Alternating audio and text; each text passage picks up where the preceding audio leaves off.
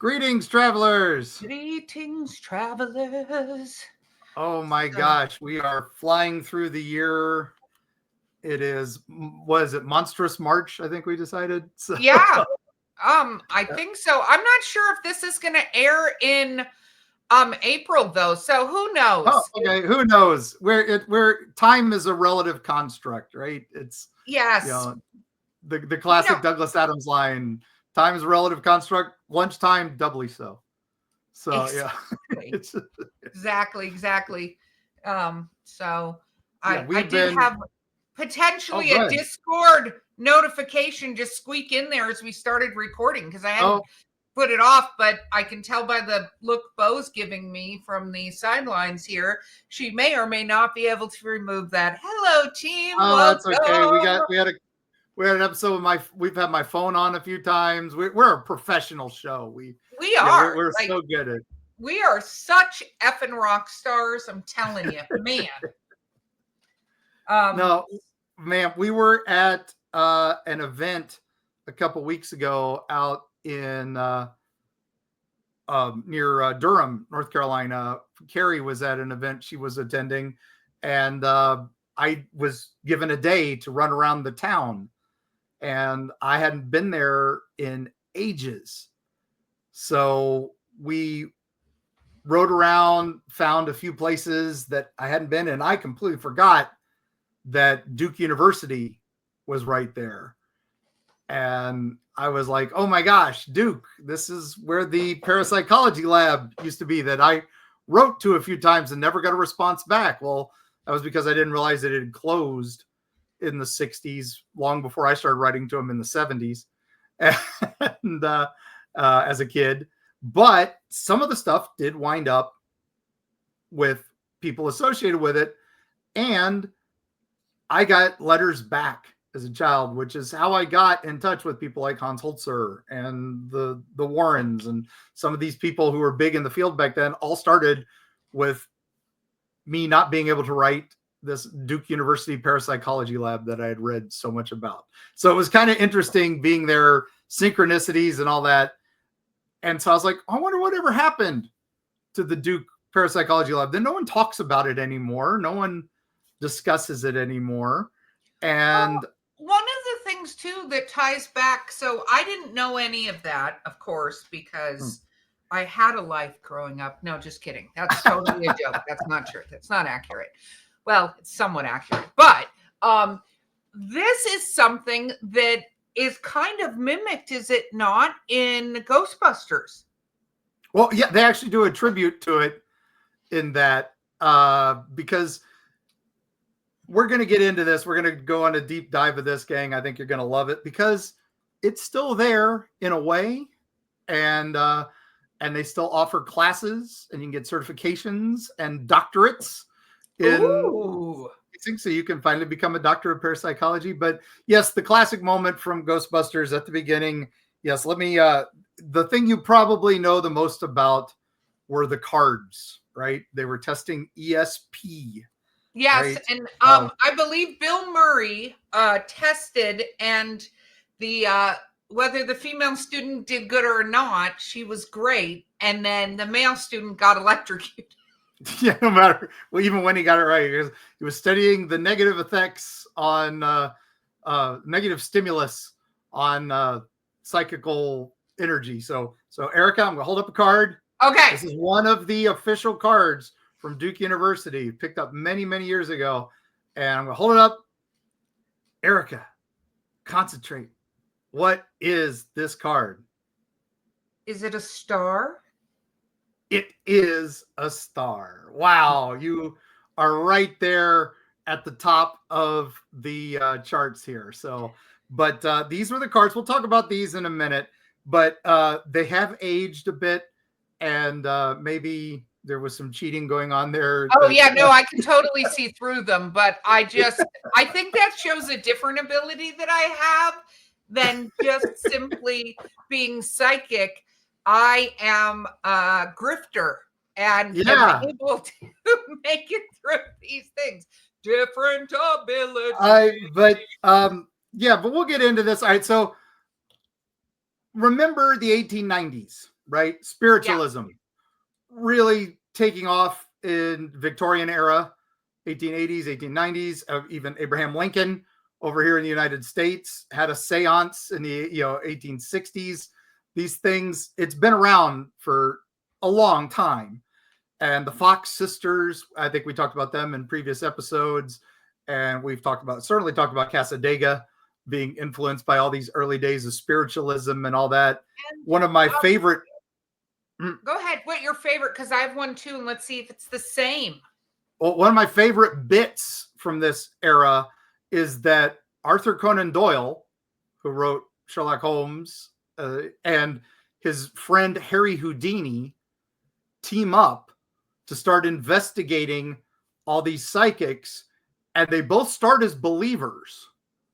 And then the more they do this, the more Conan Doyle becomes a believer, and the more Harry Houdini becomes a skeptic, because he's able to spot the parlor tricks, the show within the show, because he's the stage magician.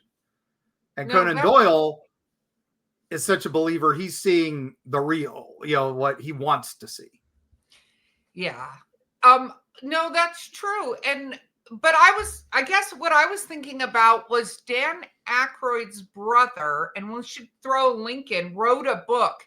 And I've been listening to this book, honestly, on and off between murder podcasts. I have to get my fix. But one of the things is it talks about how these very wealthy people, these well-to-do people, would have seances, and they would have people come in that were supposedly trained in the occult or like that sort of thing to help host these very, very prestigious events that would occur. It's kind of interesting to think that like high society was doing these really fancy things and it became a whole thing. And now people are like, you believe in ghosts?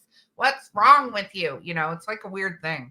Well, it's funny because if only they'd learned about Dungeons and Dragons or board games, that would have been what they do when they lead up into the parlors. Oh my gosh, yeah. But anyway, so we're coming out of that. We get into World War I and the horrors of that, right?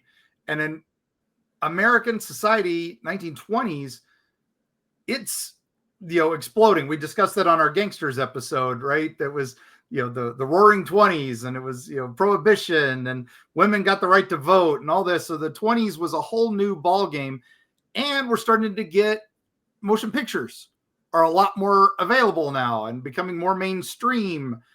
We just watched the 100th anniversary of Phantom of the Opera the other day, and you realize, oh my gosh, yeah, the world is changing and all that at this time. And Houdini and Doyle have their big split after the fairy book came out, right? Where the two little girls could see fairies, and they took pictures of them. And Doyle was convinced that this was reality because he didn't understand how camera tricks worked and all that. Some of the fairies had these very eloquent heads, and they were wearing very fancy clothes. That was because the girls had cut pictures of the ladies models out of Parisian fashion magazines. That's why some of the fairies had hairpins and were supporting all those Parisian hairstyles from the 1920s. Oh my gosh. Oh my gosh. Yeah. Forced perspective is a thing, gang.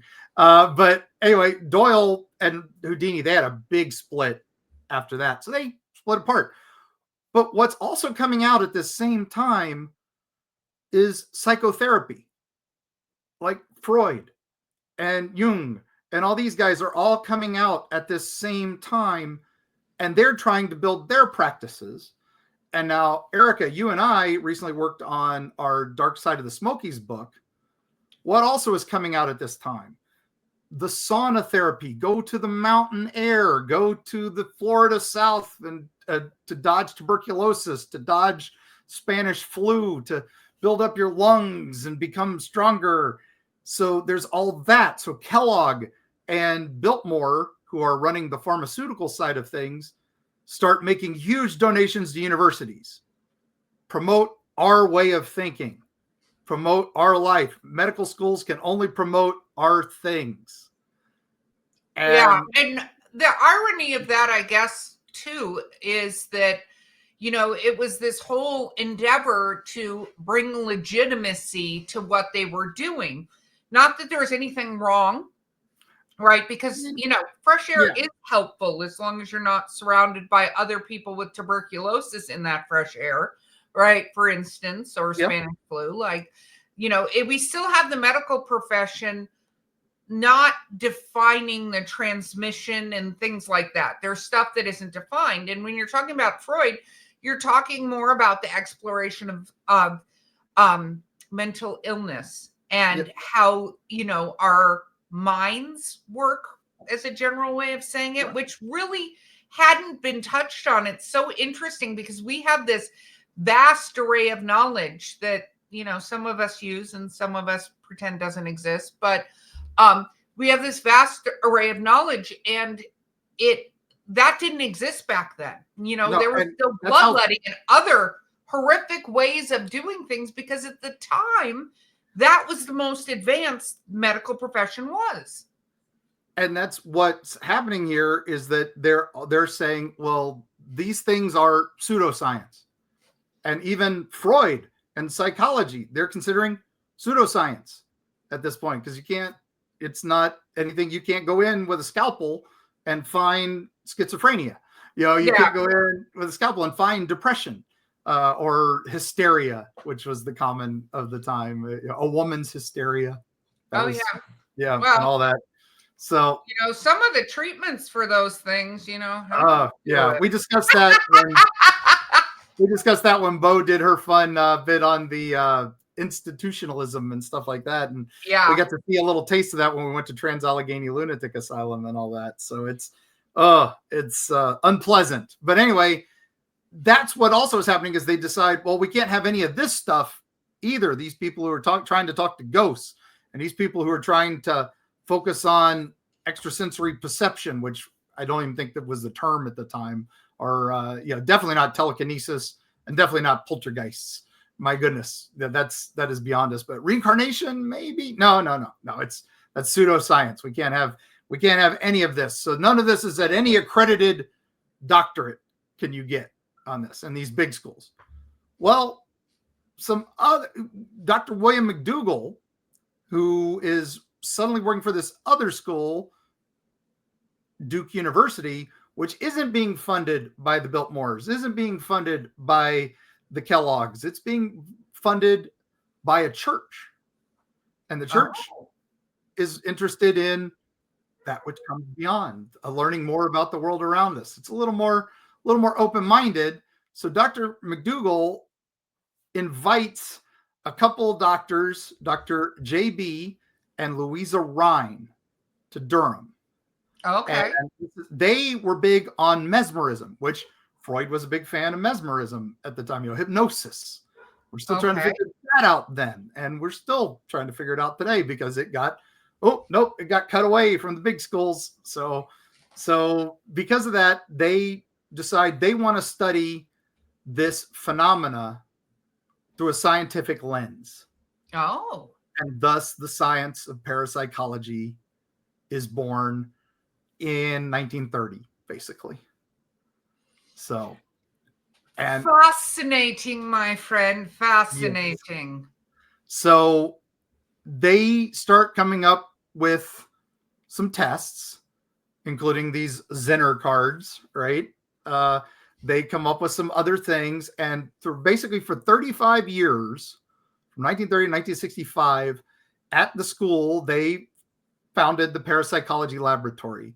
And they studied ESP, telepathy, clairvoyance, precognition, and psychokinesis, which is the moving of stuff with the mind. They decided to cut out ghost hunting because it was already, they were having trouble being taken seriously. They figured they would just focus on things of the mind, right?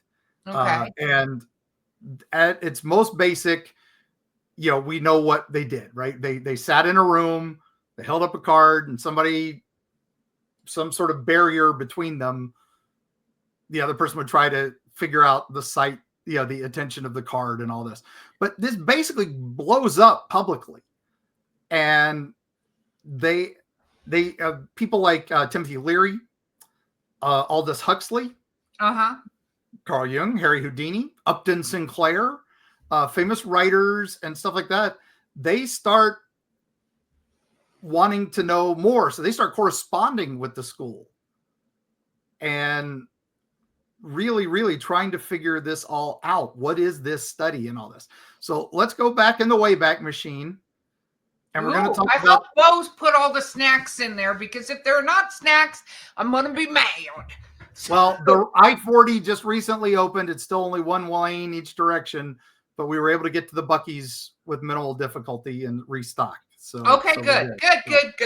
We were able to get that Sevierville Buc-ee's, and Dollywood just reopened too. So, life is good out here in the Smoky Mountains. So it's true. It's true. All right. So they were a team, JB and Louisa Rhine were a team of researchers, and they were trying everything to figure this stuff out. One of my favorite pictures at the University Archives is this picture of JB Rhine, and he's actually testing a dog. I will get Bo the clackety clack of that image so that she can use it for the episode. And the picture is basically, is he testing this dog for ESP? But of course, he did undertake animal testing for precognition and other phenomena in animals. And this work is very there in his research collection. But they basically had to build the field of study because there's no right, wrong way at this point, and there was no science methods for this. So that's when they come up with the Zener cards. And they are trying to figure out other tests that could work and stuff like that. So one of the other tests is, can you guess the outcome of a dice roll? So they start rolling dice and see if you can guess what the dice are going to come out with. And then they start. I got to ask you this, Mark, because I know we jumped in the Wayback Machine, and sorry, I was busy eating snacks. But I think one of the things we didn't do for our lovely travelers is just a really brief, what is precognition? Like, what are they trying to find? Precognition is that sense of, oh, I've got a bad feeling about this, and then something bad happening. Or I think this event is going to play out this way, and then it does. That's that whole, I feel the world is going to end on February 14th, 2028. Okay. Valentine's Day. Bummer. Again, Ghostbusters quote. Ghostbusters 2 quote that time. But that's precognition. Photokinesis is psychokinesis is being able to move something with your mind, making the dice roll the way you want to. Man, if you can get that down, let's go meet at Harrah's or somewhere in Vegas. I was going to say, if we get that down, we're going to Vegas, man. Yeah, exactly. Yeah. But they basically developed also, these things to study this. And they also decided, it's the mind. So people are affected by their mood. People are affected by anything that could be just, mildly bothering them. So they came up with questionnaires to give people, and they would hand those out so that that way they could, just put in all these things to make it so, look, this is what's going on. You've got to be able to figure this out. So my goodness, I'm sorry. I'm a little overwhelmed here because the Duke University sent me links to their archives on the Parapsychology Lab, and I'm looking at the questionnaire, and it's overwhelming, some of the questions that they would ask and stuff like that. If you want to see this collection, I'll put the link to it. It's from the archives at Duke University, and I'll make sure we put the link in the clackety clack. But there are newspaper articles, there are all these other things there. I was trying to quickly look over at the questionnaire, and some of them are basic, like, are you happy today? What recent sad news have you had? I'm like, can you imagine doing that in the age of social media? That would be a 12-page response right there. So they gave you one line. But it also indicates how much they didn't understand about how thinking works and understanding emotions. Like, if you really consider, like, there was generational, like, men can't be sad. And if women are upset, that's some hysteria. And like, there was these really weird boxes that humans had put themselves in for years with this arbitrary decision on emotional interactions with situations. And to think of a question like that, you've got to go, wow, they hadn't even begun to really scratch the surface of a lot of this stuff because it's not even well defined. And that's exactly, and these were things that they were coming up with, and they were, so it's like mood, fatigue, their level of skepticism, information about ambient noise in the room. Wow. More and more stuff like that is all on this form, right? Is there something bothering your hearing? Things like that. This is stuff I'm like, man, I kind of wish I had these tests nowadays before I start work on a day, or, start trying to write in the morning. I should give myself this questionnaire every morning and see what happens. But oh yeah, you never start working, Mark. I already know the answer to what's going to happen. Yeah, there you go. No, and Bo would be drinking coffee and writing horror books all day because that is the only thing that would be sparking joy besides cuddling with her kids and her dog. Like, this would be an entire thing we'd be on. Yeah. And then so some of the tests were meant to eliminate human error in this, right? They were trying to be as scientific as they could about this. So being at Duke University, and a fairly new university, they had laboratory access to lots of engineering and physics equipment so that they could develop a variety of machines for facilitating testing, right? And to make things easier.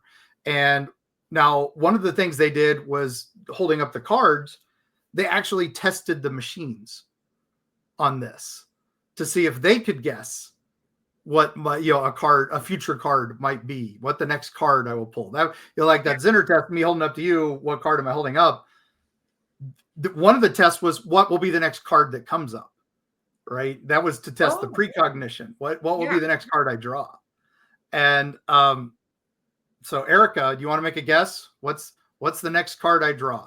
I'm just going to grab a random card. It's going to be a plus sign. No, it was a triangle. So okay.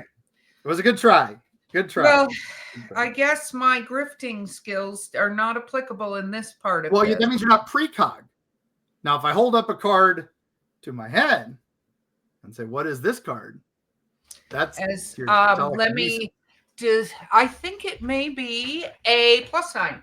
It's a plus sign. Oh my gosh, you're 2 for 2. So telekinesis is look at me, incredible. Travelers. I am like the absolute best at psycho abilities. Using these tests, the machines were wrong about a big chunk of the time, right? They're just guessing. And then humans, a lot of them were wrong. A lot of them were guessing, and wrong. But then there were a few standouts, a few people who blew the curve, right? Were 60% correct, 70% correct. That's crazy, right? That's huge. And now, if you read anything about these studies now online, you go to Wikipedia, you go to any major scientific thing, they will talk about how the results there were problematic, and that there were fakes, and there were obviously this going on. And it's like, no, they did everything they could to make sure this wasn't happening. That's why they use these sophisticated machines and techniques and stuff like that. I have no idea, I mean, if you think about it, like, this is something that would be scary, right? Yeah. For people to have to acknowledge that there are some people with the ability. And I think this truly exists. I feel like a lot of times, when it comes to fortune telling and stuff like that, there are people with some ability, I feel, this is my personal feeling, sometimes to see what other people are thinking about in that moment, and not like long story, but go, if I'm going and hoping my fortune reader will tell me, Billy is in love with me and blah, blah, blah, blah, blah, right? Then, and the fortune teller goes, there is a man who is in love with you. Like, that sort of thing, because there are people with those abilities. I mean, there are people with all kinds of different, I like to call them superpowers. So, but I think acknowledging that somebody could possibly know what's going to happen before it happens, or have the ability to move something with their mind, with energy, whatever the heck it is, right? Like, there has been proof of that. So I think it's really interesting, though, for somebody to when anybody totally discounts something, especially when it's done out of a university with the checks and balances that were put in place, I kind of go, that's a little bit judgmental of you, my friend. Right. So, now one of my favorite things that they did was J.B. Rhine himself was intrigued by Lady the Wonder Horse Psychic. Yes, Lady Wonder was the name of the horse. The educated mind-reading horse who will answer questions for you. And Ryan himself went out to test her and, quote, found her to be surprisingly good at testing. She was able to spell out basic questions as well as answer questions about the future. And the testing process was difficult and went through many iterations. And if you want to learn more about that test, reach out to Duke University's archives, and I'm sure they will happily send you ladies' results. Wow. But one of the things they sent me was her business card. Did she have a business card? She had her own business card with her phone number. And Lady Wonder, the educated mind-reading horse, will answer questions. Contact Mrs. C.D. Fonda of Petersburg Pike and Buffin Road. Wow. Open every afternoon, and then it's crossed out, so I'm not sure exactly what the if it was also evenings. But fourth house on the right. That's what. Wow. So I can't imagine she traveled far to hand out these. Talk about, and there's our travel for this episode. Go see Lady the Wonder Horse. Just kidding. That's not a thing. But yeah. I mean, it's fascinating because, like, look at one of the most popular TV shows there was. I loved watching Mr. Ed at Nick at Night, but Mr. Ed and the Talking Horse, people were interested in that. Yeah, one of their famous things was Houdini sent them a spirit photograph of him talking to Abraham Lincoln. And he sent it to them to see if they would fall for it. And of course they didn't. And so that was why he was like, okay, maybe I will work with you guys. Yeah. He was very big against people who could speak with the dead and all that. So, and now Carl Jung sent them a dagger that had spontaneously exploded and said, what the heck, what could this be? Right. And anyway, that was something that they studied, and man, did they ever have an answer for what this was? No, they did not. So, but they do have the correspondence between J.B. Rhine and Carl Jung from 1934 in their archives and stuff. And the knife made a couple more appearances in some of the later correspondences and stuff. So there were tons of letters of skeptics, right? And tons of other things. And it's pretty crazy. So we'll have to go through some of these a little bit after the break. So and one thing I also want to throw in here, because we were talking a little bit about where medical science was and the mental health science and stuff like that. One of the other things that science as a whole, science continues to make tremendous leaps and bounds about how things work, right? We're learning all the time. That's something that my new best friend, Neil deGrasse Tyson, tell him I said that in the episode. But he talked a lot about that when I was on that cruise was, that science is continuing. Like we don't see it all the time because we're not scientists, we're not on the ground, but there are, changes made all the time. So let's just take one thing, for instance, if you had gone in that time period and told people there's going to be a device that you can put food in that will heat in less than 2 minutes. Mm-hmm. They would think you were insane. The amount of skeptical things you'd get, there's no way, combustion. You'd probably even get scientists writing in telling you that it would be impossible for a microwave to ever exist, right? Yet It does now. So, we're going to take a quick break, but that's something to consider when we're talking about these things, is that science, medical science, mental health science, none of that was as advanced as it is today. And with that, travelers, hear a word from our amazing sponsors, and we'll be right back. Okay, we're back. So, Mark, tell me more fascinating things. This is amazing. So, anyway, the school runs till 65 with the parapsychology department, and J.B. Rhine is now in his 70s. Now, remember, he's been doing this. He was trying to originally, he and his wife were originally going to be botanists, right? Until the 1920s, when they listened to a lecture about psychical research and spiritualism given by Sir Arthur Conan Doyle. So a few years later, they terminated their botany careers and moved to Massachusetts. Oh. And there they studied under McDougall, and he was a parapsychology pioneer, but he was basically a anti-behaviorist, which was pretty scandalous at the time. I don't know much about that, so didn't look into it enough, but I like the idea of being an anti-behaviorist. That sounds like early punk rockers. It sounds like it, right? Like an anti-psychologist. I'm right. Yeah. All right, I'm in. So anyway, he decides that's when he goes to Duke and starts working with that. And that's when they get there. So now Rhine and his team, he was being forced to retire. So but he still wanted to keep working on this. So he took the lab and privatized it. Oh. And he originally called it something about the new man's thing. I'll have to look the right name up. I'm sorry. But it was like the New World, new human study organization or something like that. I don't remember the official name.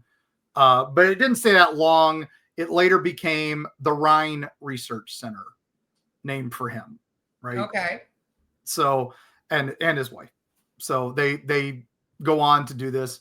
Now he basically found the fraud of a popular medium at the time, a Marjorie Crandon at the Rhine. And then he also basically coins the term extrasensory perception, ESP. And he also starts talking about a word, the sixth sense, detecting information not perceived by the other five senses. Oh, like these are terms. This guy, he may not have come up with them, but he's definitely the guy who popularized them, because he started sending them out to magazines, Scientific American, and more popularly, Teen magazine. Got it. So you have ESP, and they famously reprinted the cards so you could cut and make your own deck on the back. Wow. So he's famous for this stuff. So the Rhine continues still doing this stuff. That's when they start working on working in other fields. Now, Louisa Rhine, she also develops, in parallel to this, she develops the Durham Nursery School, which is the first nursery for children of working women. Okay. She was also the founder of the League of Women Voters at the time. And in addition to studying psychic experiences and stuff. So there are thousands and thousands of cases, tens of thousands of cases of these people testing and doing all this. So these people are like, oh, it's, the documented results and all this or nothing. And now what's funny is because they debunk Mina Crandon, Sir Arthur Conan Doyle criticized Rhine for his colossal impertinence and simply called him, quote, a monumental ass.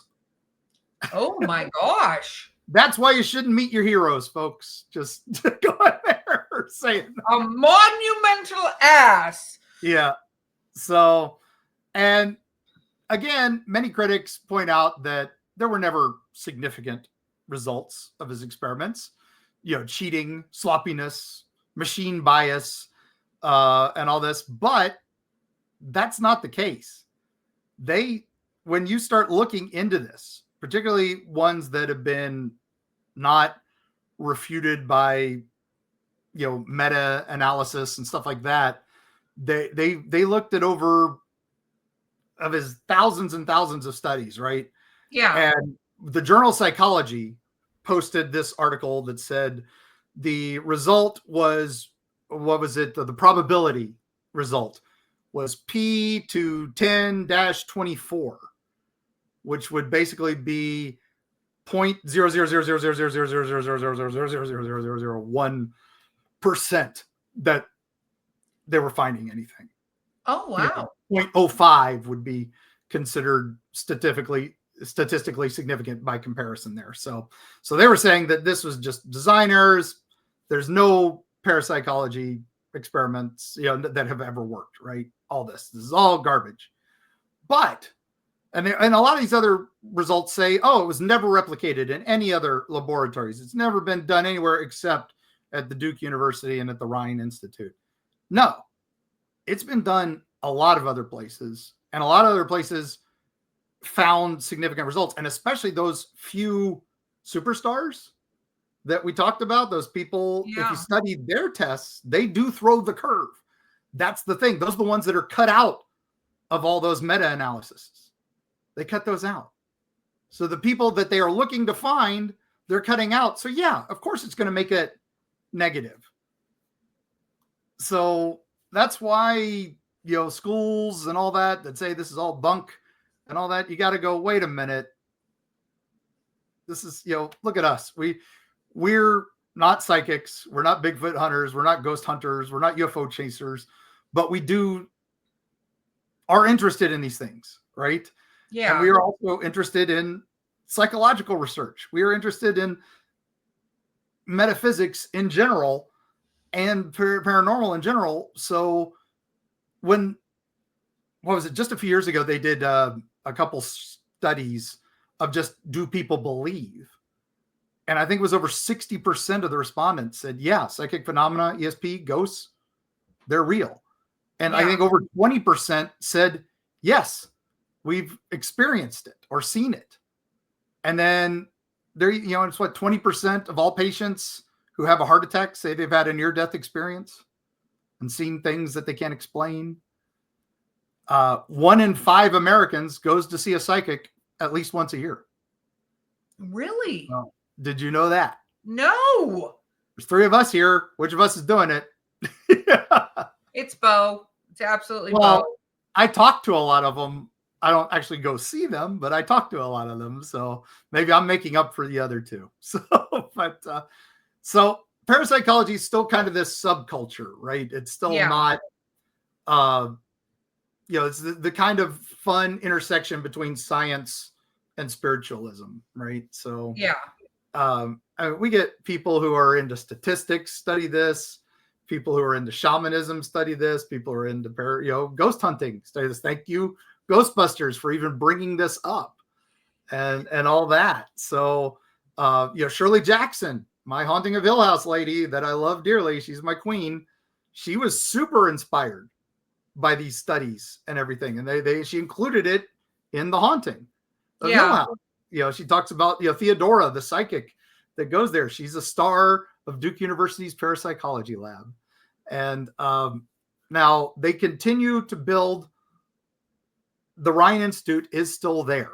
It's just down the street from Duke University.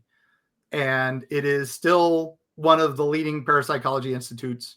They are building on the work of their founders. Now that they are privatized, they can do this testing that they wanted to do. So they do involve ghost hunting. They do involve reincarnation studies and stuff like that.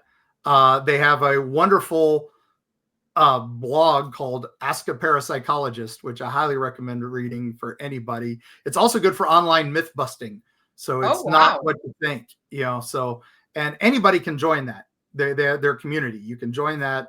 You can participate in the studies. You can even, if Erika, hold on, I'm gonna hold up another card. Let me shuffle. Here we go. Let me shuffle. All right, Erika, what am I holding up? What am I holding up? Oh, I don't know. Is that a triangle?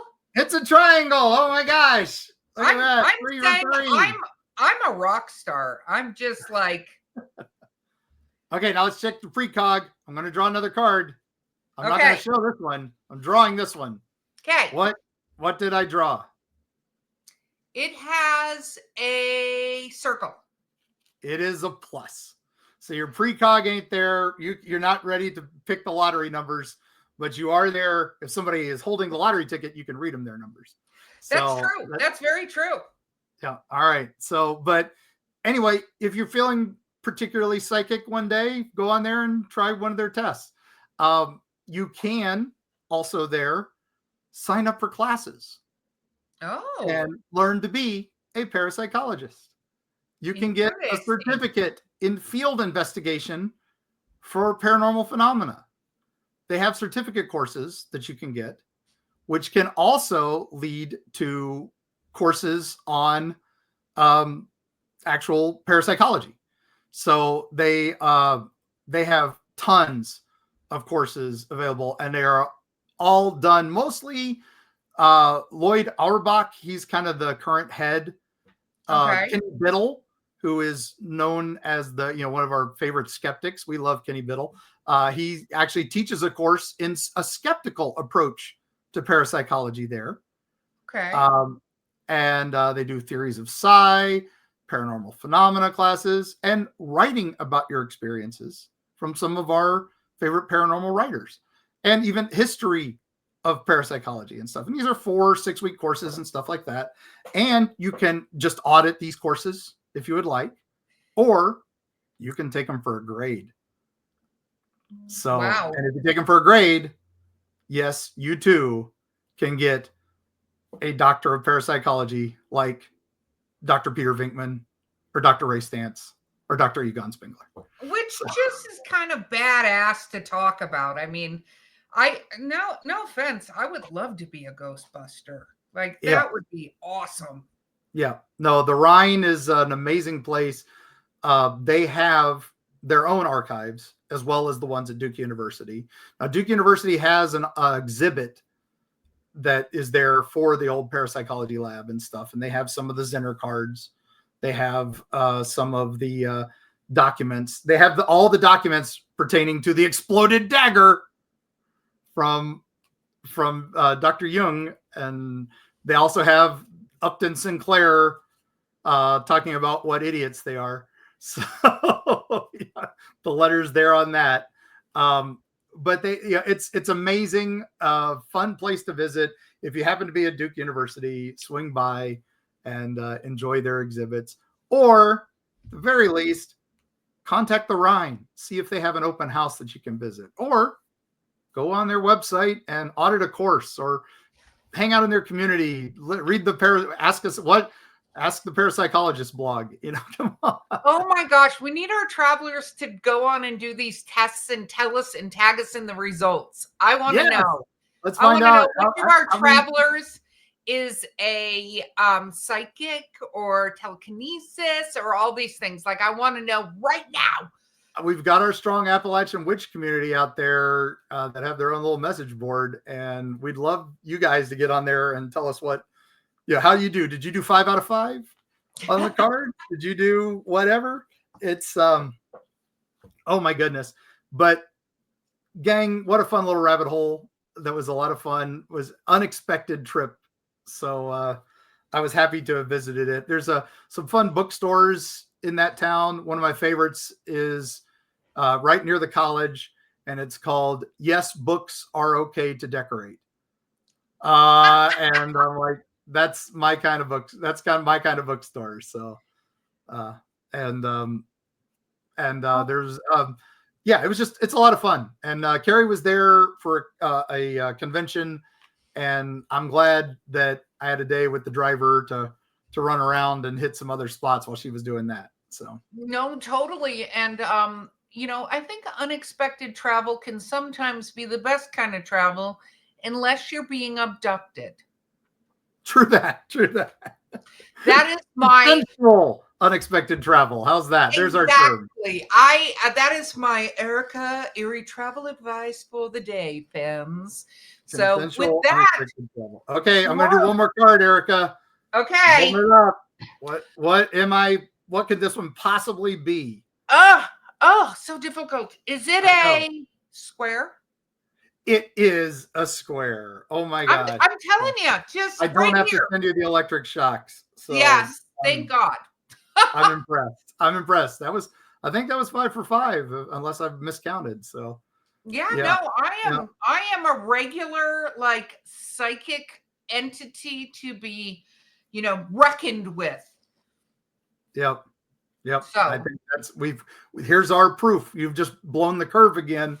Let's throw that in the metadata on that test and see what these naysayers say out there. So